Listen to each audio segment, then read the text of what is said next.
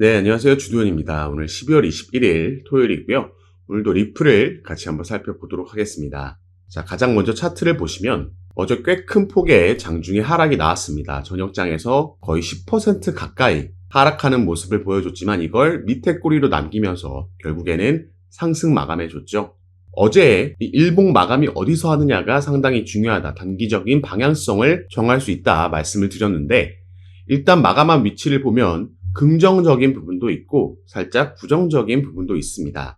그래서 오늘은 이 단기적인 차트 흐름을 보면서 기술적인 분석해드리고 앞으로 리플이 어떻게 움직일 수 있는지 예상 시나리오들까지 하나씩 살펴보도록 하겠습니다. 여러분들께서는 오늘 영상 꼭 끝까지 시청해 주시고요. 그 전에 밑에 있는 구독과 좋아요 버튼도 한 번씩만 눌러주시면 제가 이렇게 영상 제작하는 데 큰 힘이 된다는 점 먼저 말씀드리고, 추가로 영상 밑에 더보기란 클릭하시면 제가 이렇게 링크를 두 가지 남겨놨습니다. 현재 여러분께서 영상을 핸드폰으로 시청하고 계시다면 위에 있는 첫 번째 모바일 전용 링크 클릭하시면 되시고, 컴퓨터로 시청하고 계신 분들은 밑에 있는 PC 전용 링크를 클릭하시면 제가 운영하고 있는 무료 정보방에 입장하실 수 있으십니다.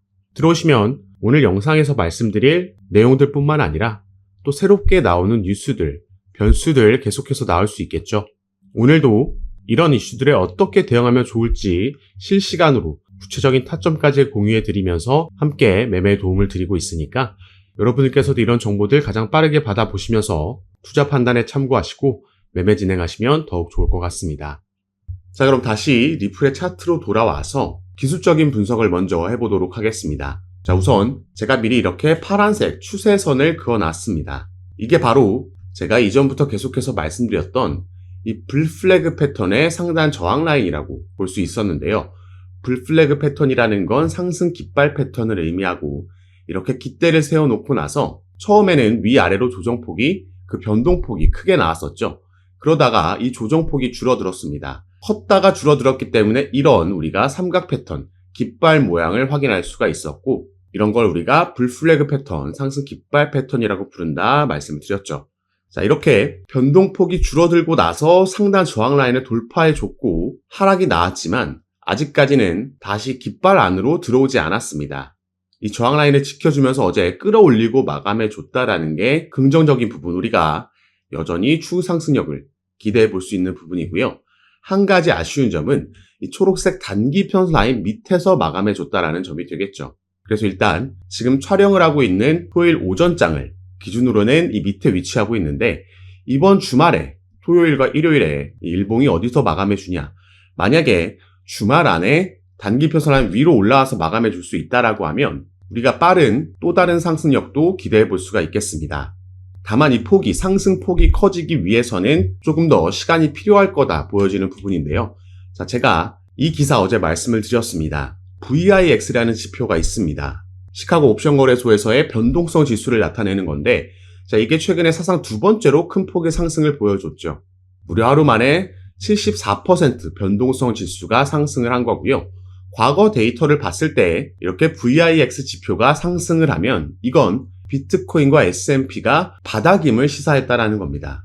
그래서 이 내용을 밑에서 함께 보시면, 자, 여기에 나와 있죠. 역사적으로 VIX가 급등했을 때 비트코인과 S&P의 국지적 바닥을 가리켰다. 2018년도 2월 5일이 이 지표가 116% 급등하면서 가장 큰 상승폭을 보여줬을 때였는데, 이때 비트코인은 16% 하락해서 6,891달러로 떨어졌었고, 이게 바로 저점 바닥임을 확인했다라는 거죠.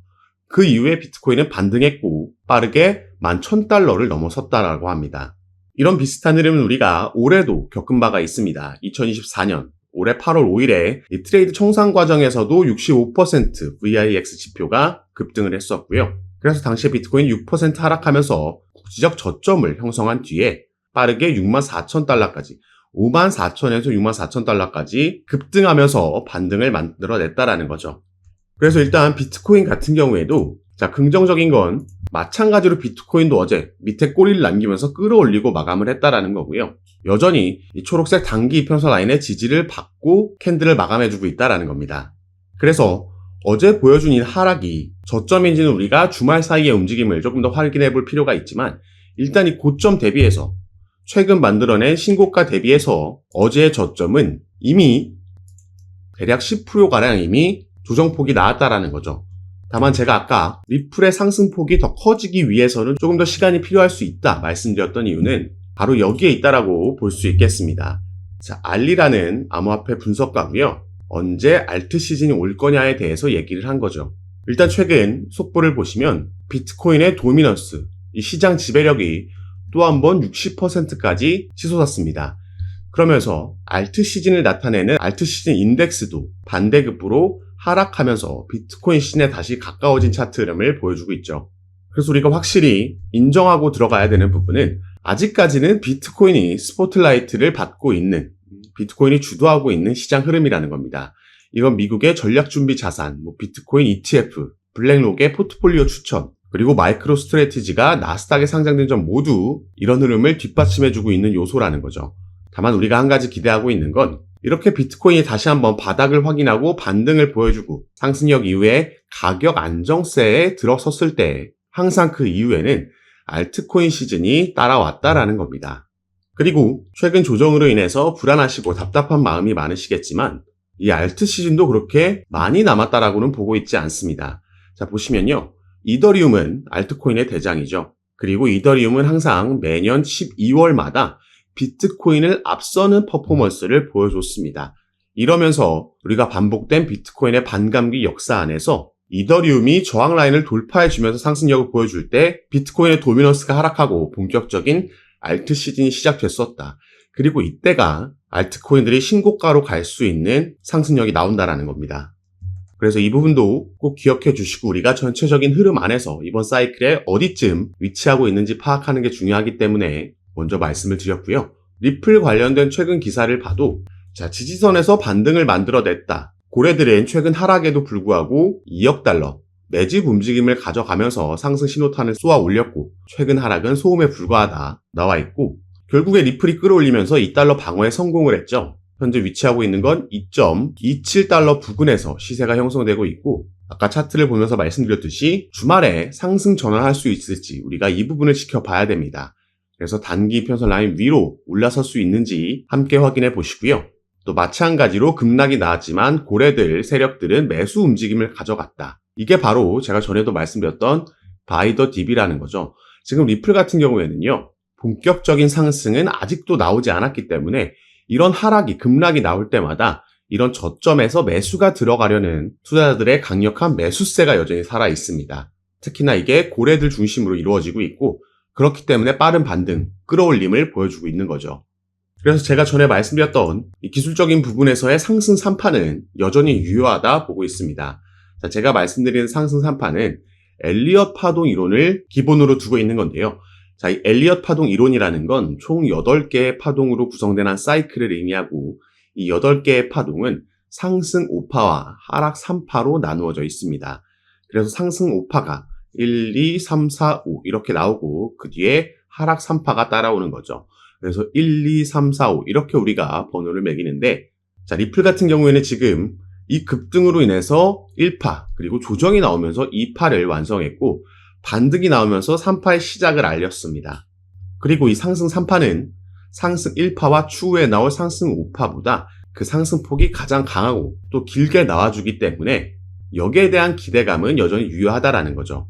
이 상승 3파가 확실히 시작됐다는 걸 알 수 있는 건 바로 이 1파에서의 고점을 뚫어줄 때, 반등이 나와서 뚫어줄 때 3파가 시작됐다. 우리가 확실하게 생각할 수 있겠고 그런 움직임이 나와준다면 그때는 알트코인 시즌과 더불어서 더 큰 상승력을 보여줄 수 있다. 그리고 1파, 2파, 3파, 4파, 5파가 끝나고 나서 조정이 나올 수 있는데 이것도 오히려 매도 타점이 아닌 조정이 나왔을 때는 우리가 모아갈 수 있는, 매집해 갈 수 있는 타점이라고도 볼 수 있겠습니다. 그 이유는 일단 올해보다 내년에 이 상승 사이클이 내년까지 이어질 거고 또 오히려 리플에게는 내년에 우리가 기대해 볼 수 있는 호재수익들이 넘쳐나기 때문입니다. 이건 제가 최근 영상들에서 반복적으로 말씀드렸기 때문에 간단하게만 설명해 드리자면 우선 IPO 가능성이 있죠. IPO라는 건 리플랩스가 바로 나스닥의 미국의 증권시장에 상장하는 겁니다. 이 부분 계속해서 준비하고 있었고 이게 내년에 가능하다라고 보는 이유는 바로 SEC의 위원장이 교체됐기 때문이죠.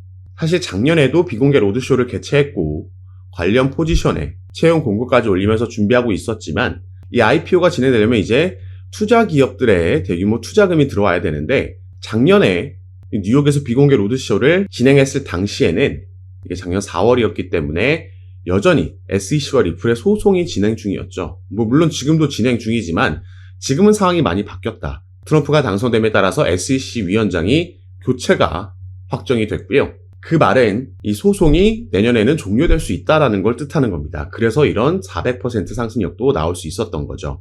이 리스크가 사라지게 되면 투자 기업들 입장에서도 충분히 투자금을 투입할 수 있는 상황이 되기 때문에 실현 가능성이 있다. 그리고 이게 가장 큰 상승 재료가 되줄 수 있다 보고 있습니다. 그리고 SEC 위원장이 교체됨에 따라서 또 한 가지 우리가 기대해 볼 수 있는 게 바로 리플의 XRP의 현물 ETF가 되겠습니다. 자, 이미 많은 자산운용사들에서 이 상품을 신청해 놓은 상황이죠. 그리고 이 가능성이 또 높은 이유는 바로 이 ETF의 승인 권한을 가지고 있는 게 또 SEC이기 때문이죠. 친암호화폐적인 인물이 SEC 위원장으로 임명이 돼 있는 상황이기 때문에 여기에 대한 기대감 충분히 가져볼 수 있는 거고, 마지막으로는 이 커스터디 서비스가 되겠죠. 리플은 올해 10월에 새롭게 암호화폐 수탁 서비스, 이게 바로 커스터디 서비스인데 이걸 출시했습니다. 그리고 이 커스터디 서비스와 직접적으로 연관이 있는 게 바로 RWA, 리얼월드 에셋, 모든 실물 자산의 토큰화, 바로 이 테마이기 때문에 여기에 대한 기대감도 가져볼 수 있다 말씀을 드렸던 거죠. 바로 이 RWA 테마를 미래 최대 먹거리로 삼고 있는 게 블랙록이기 때문입니다. 자, 블랙록이 세계 최대 자산 운용사고 지금 우리 암호화폐 시장에 어마어마한 영향력을 가지고 있는 기업입니다. 그래서 작년에도 비트코인뿐만 아니라 시장 전체의 상승 흐름을 이끌었던 그 시작점을 알렸던 게 블랙록이 비트코인의 현물 ETF를 신청했다라는 소식이 전해졌을 때였죠. 결국에는 비트코인과 이더리움 모두 현물 ETF를 승인받았고, 이 블랙록의 CEO는 인터뷰를 통해서 이런 비트코인과 이더리움의 ETF는 결국에는 모든 자산 토큰화의 시작이다. 이 ETF가 1단계고 결국에 2단계는 모든 자산, 모든 실물 자산의 토큰화가 될 거다라고 얘기한 겁니다. 이게 바로 RWA라는 거죠. 그리고 리플은 작년에 이미 이 커스터디 관련해서 수탁 서비스를 메인 사업 영역으로 영위하고 있는 기업을 2개나 인수를 하면서 이 분야의 준비를 시작을 했었고요. 올해 출시까지 마친 상황인 겁니다. 이 2개가 직접적으로 연관이 있기 때문에 RWA가 각광받으면서 상승력을 보여줄 때 함께 성장할 수밖에 없는 섹터, 커스터디 영역도 상승할 수 있다. 그리고 이것뿐만 아니라 최근 미국에서는 최대 기금속 딜러로 꼽히는 JM 블리온에서 이 XRP를, 리플의 XRP를 결제 옵션으로 공식적으로 확정을 했습니다. 자, 귀금속을 지금 XRP로 결제할 수 있게 됐다라는 거고요. 사실 이 부분은 마찬가지로 스위스에서 이런 소식을 먼저 리플은 전해왔었습니다. 슬슬 리플도 직접적으로 RW 테마 안에 묶일 수 있는 움직임을 가져가고 있다 보시면 되겠고, 때문에 사실 지금 나오고 있는 이런 조정은 우리가 나중에 내년에 살펴봤을 때는 전혀 흔들릴 필요가 없는, 특히나 최근 상승력을 감안했을 때는 당연히 필연적으로 나와줘야 되는 건전한 조정이다 생각해 볼 수 있겠죠. 본격적인 상승 사이클은 시작되지 않았고 내년까지 이어지는 흐름에서 분명히 상승 사이클 안에서도 이런 상승과 조정은 반복적으로 나오게 되어 있습니다. 그래서 제가 우리가 코인 시장에 투자함에 있어서 코인 시장 자체가 위험 자산 중에서도 가장 그 리스크가 높은 테마죠. 위험 자산이라는 건 그만큼 리스크가 크다라는 거고, 또 리스크가 큰 만큼 리턴도 큰 분야입니다. 다만 우리가 리스크가 큼에도 이 위험 자산에 투자하는 이유는 이 부분을 우리가 충분히 줄일 수 있기 때문에, 안정적으로 최대한 투자를 해도 리턴 값을 다른 분야에 비해서 크게 가져올 수 있기 때문에 이런 메리트가 있어서 투자를 하는 건데, 여기서 안정적인 투자를 하기 위해선, 최대한 리스크를 줄이기 위해서는요, 제가 말씀드리는 2가지는 반드시 피하셔야 됩니다. 자, 첫 번째가 추격 매수가 되겠고요. 2번째가 패닉셀이죠. 자, 상승력을 보여주니까 계속해서 더 오를 거라는 막연한 기대감, 그리고 나만 뒤처지고 있다라는 포모 현상 때문에 뒤늦게 추격 매수가 들어가고, 또 어떠한 변수로 인해서 아니면 건전한 조정이라고 하더라도 폭락이 나왔을 때 패닉셀을 하게 되면 결국에 차트는 상승했지만 나는 손실 볼 수도 있는 이런 상황이 만들어질 수 있는 겁니다. 이걸 우리가 최근에도 이렇게 확인할 수가 있었죠. 그래서 이걸 이론적으로 알고 있다라고 해도 실제로 투자 경험이 많지 않으신 분들, 이전 상승 사이클을 경험해보지 않으신 분들은 충분히 멘탈이 흔들릴 수 있고 추격 매수하거나 패닉사를 할 수 있기 때문에 최대한 이런 시행착오를 덜어드리고자 제가 정보방을 운영하고 있는 거니까요. 여러분들께서도 이런 정보들 그리고 타점들 받아보시면서 조금 더 안전하게 투자 판단에 참고하시고 매매 진행하시면 더욱 좋을 것 같습니다. 그리고 이때 계엄령 이슈 때와 같은 아니면 엊그제 금리 인하 발표 이후에 미국에서 파월 의장의 기자회견이 있을 때 이럴 때는 실시간으로 제가 모니터링해 드리면서 정보 공유해 드리고 대응 도와드리고 있으니까 여러분들께서는 아까 말씀드렸던 이 영상 밑에 더보기란 보시면 제가 이렇게 링크를 2가지 남겨놨습니다. 현재 영상을 핸드폰으로 시청하고 계신 분들은 위에 있는 모바일 전용 링크, 컴퓨터로 시청하고 계신 분들은 밑에 있는 PC 전용 링크 클릭하시면 제가 운영하고 있는 무료 정보방, 무료 카톡방에 입장하실 수 있습니다. 들어오시면 새롭게 나오는 뉴스들, 변수들 공유해 드리면서 우린 여기에 어떻게 대응하면 좋을지 구체적인 타점까지 공유해 드리면서 함께 매매를 진행하고 도움 드리고 있는 방이니까 여러분들께서도 들어오셔서 이런 정보들 실시간으로 받아보시고 투자 판단에 참고하시면 더욱 좋을 것 같습니다. 올 4분기부터 내년까지 이어지는 코인 시장의 강세장에서 우리가 대응 잘하면 크게 수익 볼 수 있는 그 기회, 사이클이 돌아온 거니까요. 저와 함께 조금 더 안전하게 알맞게 대응하시면서 꼭 큰 수익 얻어가시는 시간으로 함께 만드셨으면 좋겠습니다. 자, 그럼 오늘 영상도 끝까지 시청해 주셔서 너무 감사드리고 저는 다시 카톡방에서 여러분들 대응 도와드리고 상담 도와드리면서 찾아뵙도록 하겠습니다. 감사합니다.